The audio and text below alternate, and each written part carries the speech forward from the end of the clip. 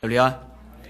따라합시다. 하나님, 말씀 통해 지혜와 능력을 얻게 해주세요. 아멘. 절대 해서는 안 될 일이죠. 하나님의 영광을 침해하는 일, 하나님께서 철저하게 금하신 것을 넘어서는 일, 절대로 해서는 안 됩니다. 이사야 14장 12절에 보니까 교만한 바빌론의 멸망을 이렇게 예언을 합니다. 너 아침의 아들 계명성이여 어찌 그리 하늘에서 떨어졌으며 너 열국을 엎은 자여 어찌 그리 땅에 찍혔는고 네가 내 마음에 이르기를 내가 하늘에 올라 하나님의 뭇별 위에 나의 보좌를 높이리라. 내가 북극 지폐의 산 위에 좌정하리라.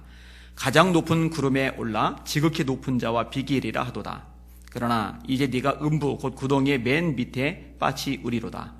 너를 보는 자가 주목하여 너를 자세히 살펴보며 말하기를 이 사람이 땅을 진동시키며 열국을 경동시키며 세계를 황무케 하며 성읍을 파괴하며 사로잡힌 자를 그 집으로 놓아 보내지 않던 자가 아니뇨 하리로다. 열방의 왕들은 모두 각각 자기 집에서 영광 중에 작은만을 오직 너는 자기 무덤에서 내어 쫓겼으니 가증한 나무 같고 칼에 찔려 돌 구덩이에 빠진 죽음에 둘러싸였으니 밟힌 시체와 같도다. 이 바벨론은 굉장히 강대한 나라거든요. 제국을 형성했거든요. 근데 교만에 빠진 거죠. 가장 높은 구름에 올라 지극히 높은 자와 비기리라. 지극히 높은 자와 비기리라. 누구예요? 하나님. 하나님과 비기겠다는 거죠. 하나님이요 아주 확실하게 심판을 내리신 거예요. 하나님은요 절대로 이런 거 허용을 안 하십니다. 용납을 안 하셔요. 하나님을 믿고 하나님을 섬기는 하나님의 백성이라면요 하나님을 두려워해야 합니다. 하나님을 두려워하시는 여러분들 되시기를 주님의 이름으로 축원합니다. 이걸 뭐라고 그러죠? 경외. 그게 경외입니다. 하나님을 두려워하는 거. 마태복음 10장에 주님이 말씀하시죠. 몸은 죽여도 영혼은 능히 지옥에 멸하지 못하는 사람을 두려워하지 말고 오직 너희 몸과 영혼을 능히 지옥에 멸하실 수 있는 그를 두려워해라. 사람은 우리 목숨은 해할 수 있어요. 근데 우리 영혼은 건드리지 못해요. 근데 하나님은 우리 몸과 영혼을 지옥에 집어넣어 버리실 수 있어요. 그러니까 진짜 두려워해야 될 대상은 하나님이시지 사람이 아니다. 예수님이 그 말씀을 하시는 거죠. 물론 후속적인 말씀도 있어요. 참새 2마리가 한 아사리온에 팔리는 것이 아니냐. 그러나 너희 천부께서는 천부께 서락지 않으시면 하나라도 땅에 떨어지지 않는다. 너희는 너희 머리털까지 세신 바 되었나니 두려워하지 말라. 너희는 많은 참새보다 귀하니라. 무슨 말이냐? 세상 사람들이 목숨은 해할 수 있다 하더라도 그 해하는 것조차도 하나님의 승낙 없이는 안 된다는 거죠. 결국 두려워할 존재는 하나님 한 분 외에는 없다라는 겁니다. 그리고 하나님을 정말로 두려워한다면 하나님이 금하신 것, 철저하게 말리신 것은 손대지 않게 돼 있어요. 그 부분에 대해서 우리가 좀 배울 필요가 있습니다. 따라합시다. 하나님은 사랑의 하나님이심과 동시에 공의의 하나님이시다. 사랑과 공의는 하나님의 핵심적인 두 성품, 하나님의 양면성이라는 것을 잊지 마시기를 바랍니다. 현대교회, 한국교회는 이 사랑에 너무 강조된 나머지 공의를 잊어버렸어요. 하나님을 우습게, 만만하게, 가볍게, 소홀히 여기는 경향이 되게 많아요. 친구 같은 하나님, 이런 개념. 근데 그 앞에 두렵고 떨림으로 서야 되는 어미하신 하나님, 이 개념을 잃어버렸거든요. 오늘 설교 제목입니다. 따라합시다. 절대 건드리지 말아야 할 것이 있다. 자, 오늘 본문의 배경을 좀 설명을 하겠습니다. 이스라엘과 블레셋이 붙었죠. 이스라엘이 졌어요. 이 진 백성들의 반응이 뭡니까? 법궤를 가져오자.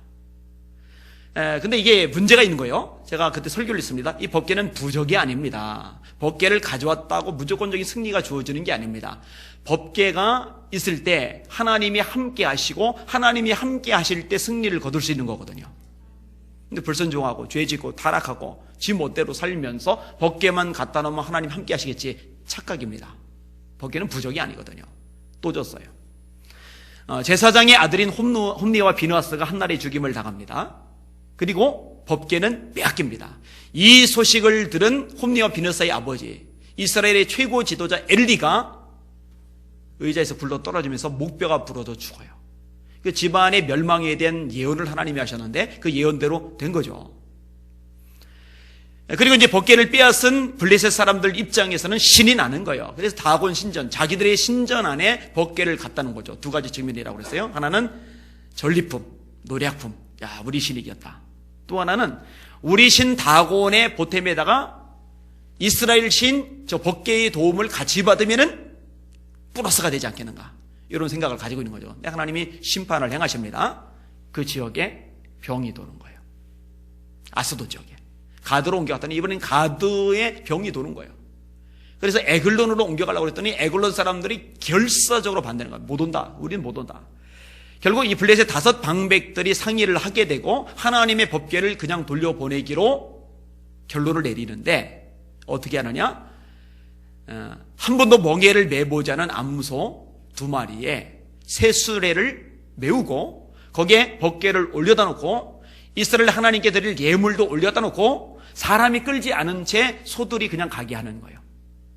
그래서 이스라엘 경계 벳세메스까지 똑바로 가면은 이거는 이스라엘 신 하나님이 내린 벌이니까 두려워할 일이지만, 옆으로 세거나 멈추거나 되돌아오면은 이거는 우연히 생긴 재앙이니까 이스라엘 신을 두려워할 필요가 없다, 결론을 내린 거예요. 근데 여러분, 개도 아니고 소가 가보지도 않은 길을, 게다가 자기 젖나는 새끼들 놔둔 채로 똑바로 걸어서 벳세메스까지 가는 건 불가능한 일입니다. 근데 이 소가요, 옆으로 안 세요. 뒤돌지도 않아요. 똑바로 가서 벳세메스까지 간 거예요. 결국 하나님이 내리신 재앙이라는 것이 너무 명확하게 드러난 거죠. 그리고 그 다음에 벌어지는 사건이 오늘 본문의 사건입니다. 그 벳세메스 사람들이 큰 실수를 저질러요.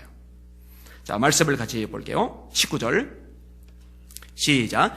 벳세메스 사람들이 여호와의 궤를 들여다본 까닭에 그들을 치사 50,000명을 죽이신지라. 여호와께서 백성을 쳐서 크게 살육하셨으므로 백성이 슬피 울었더라. 여러분, 하나님의 법궤는요, 일반인들이 보면 안 됩니다. 들여다보면 안 돼요. 만지는 거 당연히 안 됩니다. 민수기 4장에 보면은요, 이 법궤를 운반할 때의 규정을 하나님이 이렇게 말씀하십니다. 고앗 자손의 회막안 지성물에 대하여 할 일은 이러하니라. 행진할 때에 아론과 그 아들들이 들어가서 간 막는 장을 걷어 증거궤를 메고, 증거궤 법궤예요.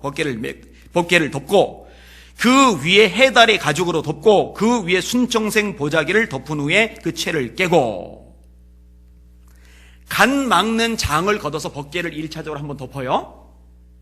끝이냐? 아니에요. 그 위에다가 해달의 가죽으로 한 번 더 덮어요. 그게 끝이냐? 아니에요. 그 위에다 순청생 보자기를 또 덮어요. 행진해야 되잖아요. 행진하려면은 이 성막 밖으로 노출이 될 수밖에 없어요. 근데 노출이 되었다고 아무나 이 법궤를 들여다볼 수는 없어요. 그러니까 3중으로 덮어가지고 행진을 하고는 있지만 뭔가 저 안에 쌓여있네라는 것을 알고는 있지만 그 속을 들여다보지 못하도록 하나님이 금지하셨어요. 민수기 4장 18절 이하의 법이는요, 성소를 엿보는 것도 그 맛이죠. 너희는 고앗 족속의 지파를 레위인 중에서 끊어지지 말지니 그들이 지성물에 접근할 때에 그 생명을 보존하고 죽지 않게 하기 위하여 너희는 이같이 하여 아론과 그 아들들이 들어가서 각 사람에게 그 할 일과 그 매일 것을 지휘할지니라. 그들은 잠시라도 들어가서 성소를 보지 말 것은 죽을까 함이니라. 좀 요 규정은요, 일반인들 규정이 아닙니다. 레위인들 규정입니다. 레위인들이 지멋대로 성소에 들어가지 못하도록 제사장들이 관리 감독을 하라는 겁니다. 함부로 들여다보다가 레위인이지만 성소를 관리하는 책임을 맡은 고귀한 직분을 받은 레위인이지만 그들도 죽을 수 있다는 거예요. 하나님이 아주 명백하게 말씀을 해놓으신 거예요. 그런데요, 이 벳세메스 사람들이 간이 배 밖에 나온 짓을 저지른 거예요. 법궤를 들여다본 거예요. 왜 들여다봤을까요? 궁금하니까. 맞아요. 사실요, 저 같았어도 되게 궁금할 것 같아요. 한 번쯤은 좀 들여다보고 싶은 마음 가질 것 같아요. 여러분, 사람 심리가 그렇잖아요. 하지 말라 그러면 더 하고 싶고, 보지 말라 그러면 더 보고 싶고, 그런 심리가 있잖아요. 궁금하니까, 호기심 때문에. 근데 아무리 호기심이 일어도 하나님이 보지 말라고 하셨으면 보지 말아야 돼요. 들여다본 거예요. 들여다본 거예요. 이거는요, 하나님을 경외하는 마음이 없는 겁니다. 다시 말해, 하나님이 두렵지 않은 거예요. 하나님이 두려우면은요, 하나님이 절대 하지 마, 이거 두려워서 못합니다. 하나님 이것은 반드시 해, 그런 거 두려워서요, 하게 돼 있어요. 그게 경외입니다. 그래서 여호와를 경외하는 사람의 특징은 하나님의 말씀에 순종합니다. 이 순종과 경외는 아주 밀접하게 연결이 되어져 있는 거예요. 하나님이 치셨어요. 근데 오늘 본문에 보니까 이상한 구조로 되어 있는데 5만, 이 5만에 괄호가 쳐 있어요. 그다음에 72라고 되어 있어요. 이렇게 써 있는 대목이 성경 찾아보세요. 안 나옵니다. 왜 이런 현상이 나올까? 이유가 있어요. 사본들 차이 때문에 그렇습니다. 지금 우리가 가진 성경은 인쇄된 성경입니다. 그래서 이걸 가지고 판을 만들어 놓고 그 다음에 복사를 하면 인쇄를 뜨면은 똑같은 게 나와요. 근데 옛날에는 이런 인쇄 기술이 없을 때이기 때문에, 게다가 종이 같은 것도 없을 때이기 때문에 파피루스에 일일이 옮겨 적어요. 이 옮겨 적는 일을 하는 사람들 서기관이라고 합니다. 그래서 서기관들이 존경을 받는 거예요. 성경에 대해서 박식할 수밖에 없어요. 생각해보세요. 1년 내내 평생 동안 성경만 옮겨 적는데 성경을 모를 리가 없잖아요. 잘하는 거죠. 그런데 문제는 뭐냐? 이렇게 옮겨 적는 과정에서 정말 정성을 다하고 조심을 하지만 아차할 수가 있는 거예요. 이 오만에서 그 문제가 생깁니다. 그래서 수리아 역, 아라비아 역에는 5만 70이라고 되어 있어요. 갈대아 역은 장로 70인과 일반인 5만 명 이렇게 되어 있어요. 반면에 히브리어의 여러 사본은 5만이 빠져요. 70인이라고만 되어 있어요. 그럼 뭐가 맞느냐? 71이 맞아요. 왜냐하면 이 당시에 인구 배습에서 인구 전체가 5만이 안 됩니다. 70명을 하나님이 심판하신 거죠. 히브리서의 여러 사본의 기록이 옳은 겁니다. 그런데 이제 다른 사본에 이 5만이라는 구절도 있다. 그것을 남겨놓기 위해서 괄호를 쳐놓고 70 이렇게 써놓은 겁니다. 하여튼 주목할 점은 간단합니다. 하나님이 금하신 것을 어기면 안 된다고 하는 것. 여러분, 성경은요 이 부분에 대해서 굉장히 많이 가르쳐 줍니다. 자, 첫 번째 사람 아담이 하나님이 금하신 말씀을 들었죠. 뭡니까? 선악과 먹지 말아라. 먹으면 반드시 죽으리라. 이게 창세기 2장 17절 말씀이죠. 뱀이 꼬드기잖아요. 하나님이 참으로 동산나무의 모든 실과를 먹지 말라 하시더냐. 하와가 대답합니다. 먹어도 되는데 선악과는 먹지도 말고 만지지도 말라 하셔서 먹으면 죽을까 하노라 하셔서 뱀이 말합니다. 아니야, 죽지 않아. 먹어. 너 먹으면은 네 눈이 밝아져서 하나님처럼 돼. 결론은 뭐예요? 네가 하나님처럼 되는 거, 하나님이 샘 나서 시기 나서 그거 못하게 하시려고 못 먹게 하신 거야. 마음을 빼앗겼죠? 빼앗기고 보니까 먹음직하고 보암직하고 지혜롭게 할 만큼 탐스럽게 보입니다. 눈에 그렇게 보이는 거예요. 애초에 대화를 안 나눴으면 제일 좋았을 것이고, 대화를 나눠서 자기 눈에 좋아 보이더라도 하나님이 금하셨으면 하나님을 두려워하는 마음으로 손을 떼야 돼요. 여러분, 사실 세상에 수많은 것들, 하나님이 금하신 수많은 것들, 세상의 쾌락, 재미, 부귀, 영화, 좋아 보이는 것들, 우리 마음에 안 걸리는 것만은 아니잖아요. 때론 쏠깃하단 말이에요. 때론 매력적으로 보인단 말이에요. 때론 손을 대고 싶은 마음도 생긴단 말이에요. 그런데 하나님이 두려우면은 그 두려움 때문에 자기를 치는 거죠. 근데 하와가 마음이 넘어갔다고 그냥 따서 먹어버렸어요. 남편 주니까 남편도 먹어버렸어요. 죄값을 톡톡히 치르죠. 죽음이 사람에게 찾아옵니다. 노동의 대가를 치르게 됩니다. 땅이 저주받잖아요. 엉겅퀴를 내게 되잖아요. 여자는 해산하는 고통이 크게 더해집니다. 사람과 사람과의 관계가 깨지고, 하나님과 사람과의 관계가 깨지고, 사람과 자연과의 관계가 깨집니다. 그죠? 하나님과의 관계 깨졌죠. 숨잖아요. 사람과의 관계가 깨졌죠. 당신이 내게 주신 이 여자 때문에 탓하기 시작했죠. 자연과의 관계가 깨졌죠. 이 자연이 엉겅퀴를 내고 반항하기 시작하니까. 죄의 결과는요, 관계의 파괴입니다. 하나님과의 관계 파괴, 사람과의 관계 파괴, 자연과의 관계 파괴. 금하신 것 건드렸다가 그 죄값을 거두는 거죠. 여러분, 롯의 가족들이 소돔을 떠나서 도망을 갑니다. 근데 하나님께서 한 가지를 금하셨어요. 뭘 금하셨어요? 뒤돌아보지 말라고. 뒤돌아보지 말라고. 뒤돌아보는 걸 금하셨어요. 그러면은 궁금해도 돌아보면 안 돼요.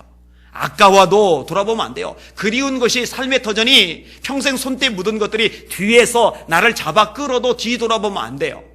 롯은 돌아보지 않아요. 롯의 두 딸도 돌아보지 않아요. 롯의 아내만, 두 딸의 엄마만 뒤를 돌아본 거예요. 이게 남자보다 여자들이 호기심이 더 많은 것 같아요. 말씀 준비하다가 우리 가족들 중에서도 돌아보지 말했는데 돌아본다 그러면 누가 제일 먼저 돌아볼까? 제 아내가 제일 먼저 돌아볼 것 같은 생각이 좀 들어요. 호기심이 제일 많거든요, 우리 집에서. 그 다음에 효빈이. 효안이는 원칙주의자입니다. 걔는 아닌 건 아니에요. 걔가 아마 제일 안 돌아볼 것 같고, 그 다음에 세 번째로 제가 돌아보고, 그 다음에 효원이가 돌아볼 것 같아요. 로센에 돌아본 거예요. 돌아봐서 소금 기둥이 되고 말았잖아요. 그 소돔 지역에 지금도 소금 기둥들이 많아요. 그래서 거기 성지순례 갔던 사람들이 기념으로 그걸 뜯어온댔잖아요. 한국인들 하지 말라면 자꾸 하니까 그 뜯어가지 말라는데 뜯어간댔잖아요. 어떤 기둥이 롯의 아내라고. 근데 그거 다 사라졌잖아요. 롯의 아내를 다 뜯어가가지고. 롯의 아내 아니에요. 참 희한해요. 아주. 여러분 성경을 보면은요, 아론의 아들들이 원래 넷입니다.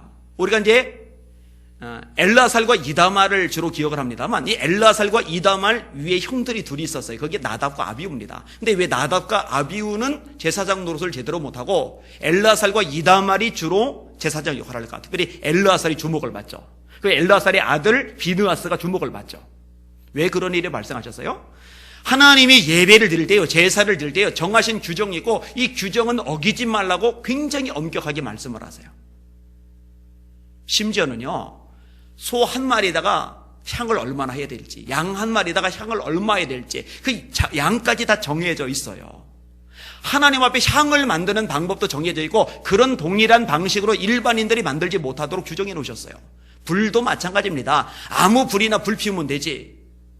그게 아니에요. 하나님이 정하신 불이 따로 있어요. 그런데 제사장의 두 아들인 이 나답과 아비우가 다른 불을 드립니다. 들어보세요. 아론의 아들 나답과 아비우가 각기 향로를 가져다가 여호와께서 명령하시지 아니하신 다른 불을 담아 여호와께 분향하였더니 불이 여호와 앞에서 나와 그들을 삼킴에 그들이 여호와 앞에서 죽은지라. 모세가 아론에게 이르되 이는 여호와의 말씀이라. 이르시기를 나는 나를 가까이 하는 자 중에서 내 거룩함을 나타내겠고 온 백성 앞에서 내 영광을 나타내리라 하셨느니라. 아니, 하나님 좀 심하신 거 아니에요? 겨우 불인데, 불이 좀 다른 것 뿐인데 심한 거 아닙니다. 하나님의 족으로, 특별히 제사 드리는 제사장의 직분으로서 제사 관련된 하나님의 말씀 규정이 있는데, 이 규정을 철저하게 지키는 것은 마땅한 본분인 거예요. 그깟 다른 불 좀 드렸다기로서니 천만의 말씀입니다. 여러분, 우리가 예배 드릴 때도 마찬가지입니다. 사람들이 굉장히 많이 착각을 하는 것 중에 하나가 뭐냐면, 은혜를 받으면은 예배를 잘 드린 것 같고, 은혜를 못 받으면은 예배를 잘 못 드린 것 같고, 찬양이 마음에 들면 예배가 괜찮은 것 같고, 찬양이 마음에 안 들면은 예배가 별로인 것 같고, 설교가 가슴에 와닿으면은 그날 예배는 성공적인 것 같고, 설교가 뭔가 거슬리면은 그날 예배는 뭔가 마음에 안 드는 것 같고, 대단한 착각들이죠. 여러분, 그건 전혀 상관없어요. 다시 말합니다. 전혀 상관없어요. 여러분들이 드리는 예배를 하나님이 받으셨느냐 받지 않으셨느냐, 이게 중요해요. 이게 여러분이 감정적으로 마음에 들고 안 들고 하고 뭔 상관입니까? 예배의 본질은 하나님이세요. 하나님 그분이 받으시는 예배냐 받지 않으시는 예배냐, 이게 본질이에요. 착각하지 말아요. 근데 생각보다 많은 교인들이 완전히 뒤집어졌어요. 완전히 잘못됐어요. 그저 자기가 은혜를 받는 것에 초점을 맞춰요. 자기가 드리는 예배를 하나님이 받으시느냐, 여기에 초점을 맞춰야 되는데, 여러분, 가인과 그 예물 하나님이 연락지 않으시죠? 아벨과 그 예물을 하나님이 연락하시죠? 예수님이 말씀하십니다. 하나님께 예배하는 자는 신령과 진정으로 예배할 때가 오나니 곧 이때라. 아버지께서는 이렇게 자기에게 예배하는 자들을 찾으시느니라. 하나님은 영이시니 예배하는 자가 신령과 진정으로 예배할지니라. 할렐루야. 성령으로 예배하시기를 바랍니다. 진리로 예배하시기를 주님의 이름으로 축원합니다. 헷갈리지 마세요. 우시아 얘기는 제가 자주 했기 때문에 그냥 건너뛸게요. 왕이 되고 나서 다 해봤는데 못 해본 거 하나, 제사장 노릇. 그래서 성전에 가서 제사장 노릇 해본다고 하다가 하나님 앞에 징계 받아서 문둥병 돋아서 숨어 지내죠, 별궁에. 그러다 죽죠. 문둥병 도져가지고. 금하셨는데 손대서 그래요. 자, 오늘 본문 돌아올게요. 백성들이 두려워하죠. 자, 20절, 21절을 같이 읽을게요. 시작. 베셈에서 사람들이 이르되 이 거룩하신 하나님 여호와 앞에 누가 능히 서리요? 그를 우리에게서 누구에게로 올라가시게 할까 하고 전령들을 기란 여아림 주민에게 보내어 이르되 블레셋 사람들이 여호와의 궤를 도로 가져왔으니 너희는 내려와서 그것을 너희에게로 옮겨가라. 지금 베셈에서 사람들이 두려워하잖아요. 이 거룩하신 하나님 여호와 앞에 누가 능히 서리요? 근데 여러분, 제가 아까 설명을 드릴 때 하나님을 두려워하는 것이 경외라고 그랬잖아요. 여호와를 경외하는 것이 지혜의 근본이라고 성경은 말씀을 합니다. 근데 오늘 본문의 베스메스 사람들이 두려워하는 것은 그 경외하고는 거리가 멀어요. 하나님을 두려워하면 애초에 법궤를 들여다보지를 않죠. 심판을 받은 다음에 비로소 두려운 거, 이거는 공포입니다. 이건 겁에 질리는 거예요. 그러니까 경외하고는 거리가 멀어요. 하나님의 심판을 경험한 사람들의 일반적인 반응입니다. 다윗도 이런 반응을 보인 적이 있어요. 여러분, 다윗이요, 처음에 법궤를 모셔오면서 굉장히 흥분 상태가 됩니다. 다윗이 이스라엘에서 뺀 무리 3만을 다시 모으고 혼자서 법궤 모셔오는 걸로 만족이 안 돼요. 3만 명을 무리 중에서 뺀 거예요. 3만 명, 어마어마한 숫자죠. 일어나서 그 함께 있는 모든 사람으로 더불어 바알레 유다로 가서 거기서 하나님의 궤를 메어오려 하니 그 궤는 그룹들 사이에 좌정하신 만군의 여호와의 이름으로 이름하는 것이라. 저희가 하나님의 궤를 새 수레에 싣고 산에 있는 아비나답의 집에서 나오는데 아비나답의 아들 우사와 아요가 그 새 수레를 모리라. 저희가 산에 있는 아비나답의 집에서 하나님의 궤를 싣고 나올 때에 아요는 궤 앞에서 행하고 다윗과 이스라엘 온 족속이 잣나무로 만든 여러 가지 악기와 수금과 비파와 소구와 양금과 제금으로 여호와 앞에서 주악하더라. 대단하죠? 엄청나죠? 3만 명. 3만 명이면 도대체 얼마나 많은 숫자예요. 악기 종류 대단하죠? 수금, 비파, 소고, 앙금, 제금, 온갖 악기 동원해서 막 찬양 부르면서 막 하나님 법궤 모셔서 기뻐 춤추는 거예요. 근데 이게 문제예요. 왜 문제인지 아세요? 하나님의 말씀에는요, 법궤를 고아 자손들이 매야 돼요. 수레에다 싣고 덜렁덜렁 이렇게 끌고 가게끔 안 돼 있어요. 그렇게 하면 안 돼요. 그러니까 열정적으로 우리가 찬양을 했는데, 열정적으로 우리가 모였는데, 이렇게 많은 사람들이 모여 하나님 앞에 영광 돌리는데 그럼 된 거 아니냐? 천만에, 그건 본질이 아니라니까요. 그건 자기 생각이죠. 하나님은 하나님이 원하시는 방식대로 예배받기를 원하십니다. 할렐루야. 하나님은 하나님이 받으실 만한 예배, 그 예배를 요구하십니다. 할렐루야. 착각하지 말아요. 우리 찬양대 최고인데, 우리 찬양팀 최고인데, 이렇게 엄청난 대교회, 이렇게 많은 사람들이 모였는데, 노. 그거 하나님 앞에는 의미 없어요. 아무 소용 없어요. 말씀대로 해야 돼요. 탈이 나죠. 저희가 나곤의 타작마당에 이르러서는 소들이 띠므로 우사가 손을 들어 하나님의 궤를 붙들었더니 여호와 하나님이 우사의 잘못함을 인하여 진노하사 저를 그곳에서 치시니 저가 거기 하나님의 궤 곁에서 죽으니라.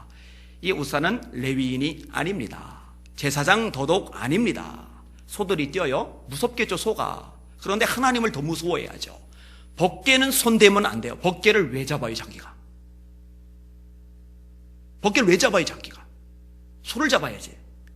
그러니까 하나님보다 보이는 소, 날뛰는 소가 더 무서운 거예요. 그래서 죽은 거예요. 이 죽은 것을 보더니 다윗이 두 가지 반응을 보입니다. 하나는 분노입니다. 우사를 향해 분노하는 거예요. 여호와께서 우사를 충돌하심으로 다윗이 분하여 그것을 베레스 우사라 칭하니 그 이름이 오늘까지 이르니라. 이러면 다윗이 완벽한 인물이 아닙니다. 흠도 점도 없는 인간이 아닙니다. 다윗도요, 파고들면은요, 인간적인 한계와 약점, 문제, 허물이 많아요.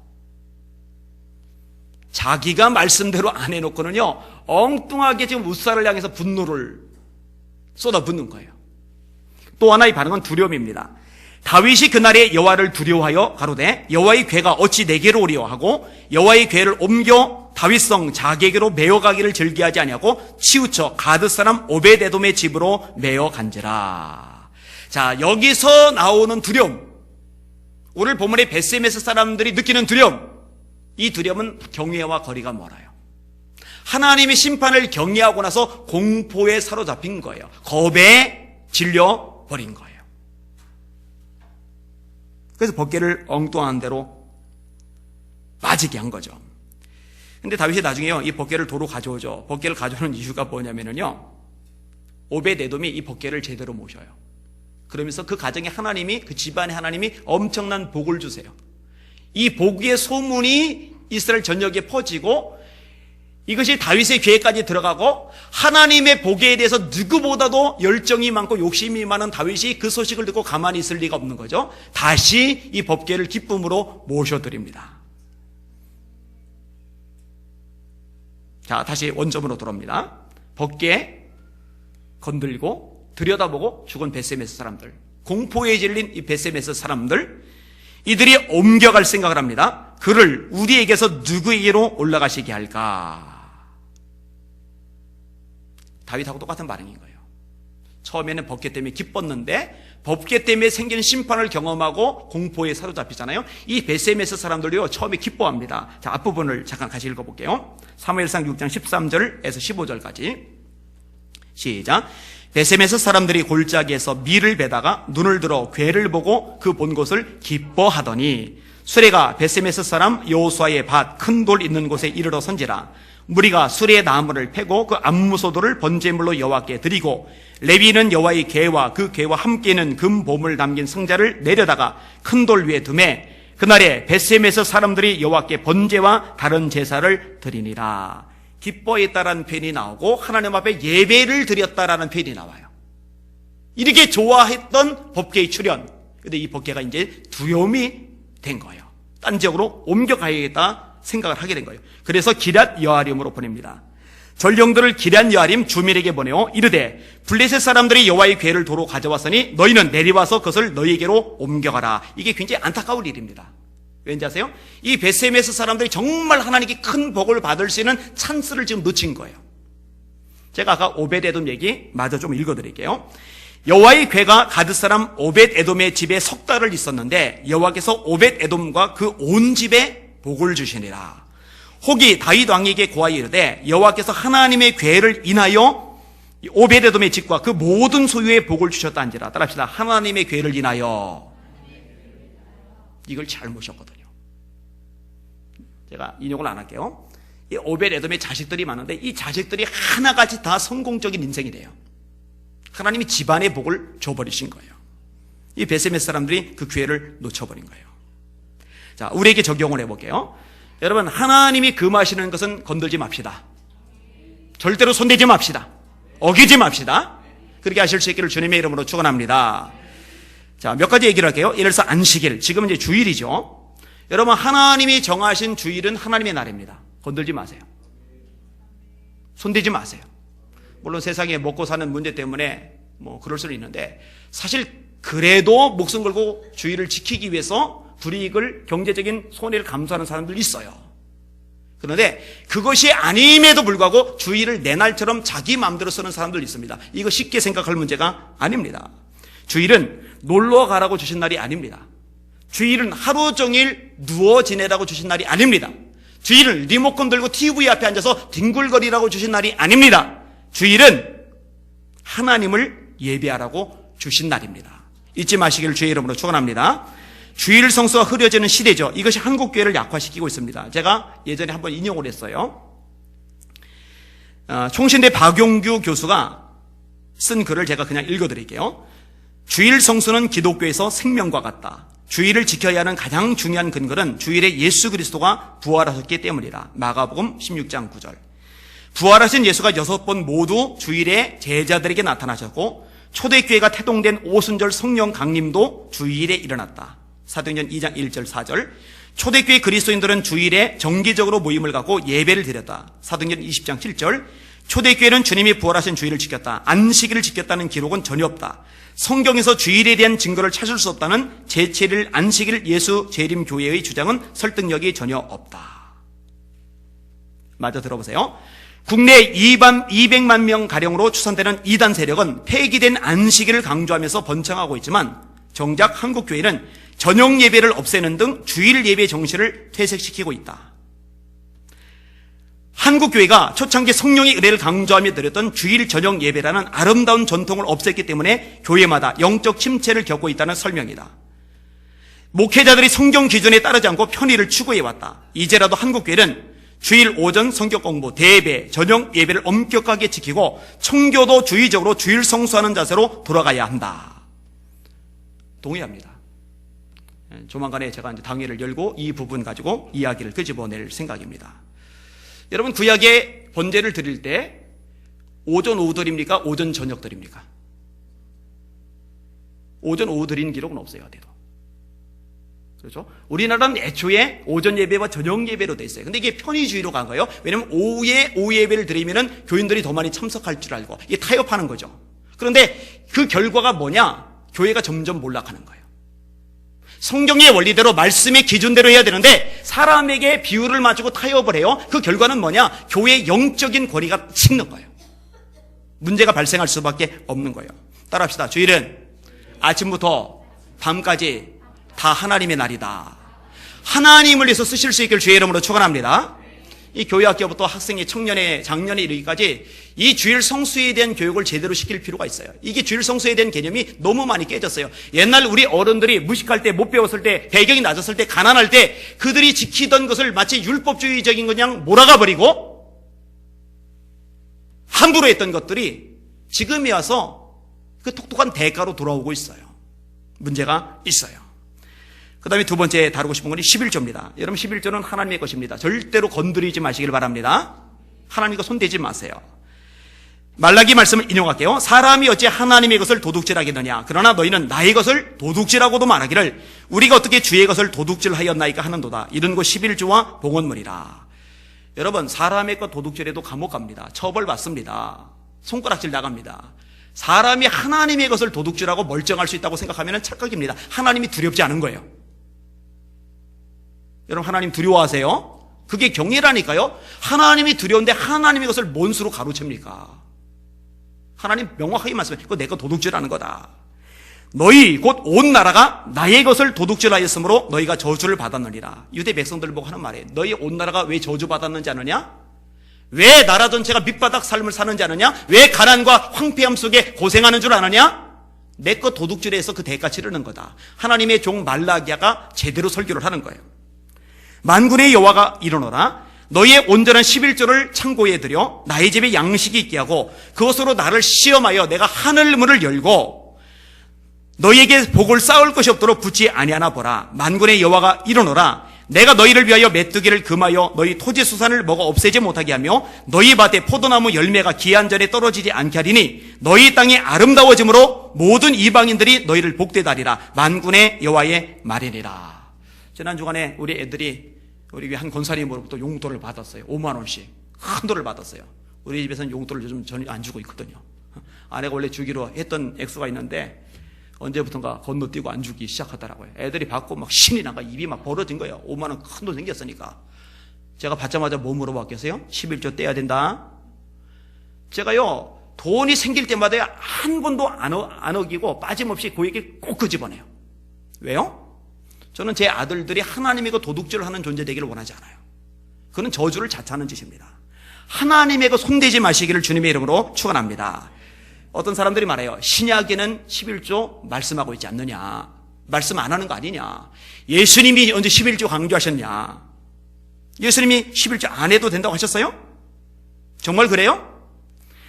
마태복음 23장 23절 말씀입니다. 화 있을진저 외식하는 서기관들과 바리새인들이여 너희가 박하와 회양과 근제 11조를 드리되 율법에 더 중한 바 정의와 긍휼과 믿음은 버렸도다. 그러나 이것도 행하고 저것도 버리지 말아야 할지니라.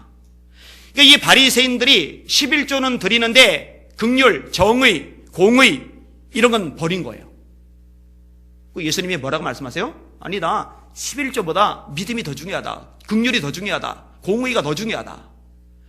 그러면은 이 11조보다 이런 성품들이 더 중요하다고 그래서 그럼 11조는 안 해도 된다는 말씀이니? 아니요. 이것도 행하고 저것도 버리지 말아야 할지니라. 여러분 국어 정확하게 파악하실 수 있죠? 자, 예수님의 말씀이 11조 안 해도 된다고 하신 거예요? 아니면 양쪽 다 해야 된다고 말씀하신 거예요? 도대체 성경을 뭘로 읽나 모르겠어요. 나는 이해할 수가 없어요. 요즘 소위 교회 개혁이라는 이름으로 11조 폐지하자는 사람들이 생각보다 많아요. 이 이론에, 이 운동에 넘어간 사람들이 굉장히 많습니다. 특히 젊은 청년들 중에. 그리고 그게 진보적이고 개혁적이라고 생각합니다. 천만의 말씀, 그건 절대로 진보적인 거 아닙니다. 개혁적인 거 아닙니다. 나중에 하나님 앞에 섰을 때 된통 치르게 될 겁니다. 교만한 거예요, 교만한 거예요. 두려운 일이에요. 건들리지 말아야 해서 건드는 겁니다. 자, 하나만 더 생각해 볼게요. 하나님의 말씀. 여러분 성경 하나님의 말씀은 절대로 손대지 마시길 바랍니다. 가감하지 마시길 바랍니다.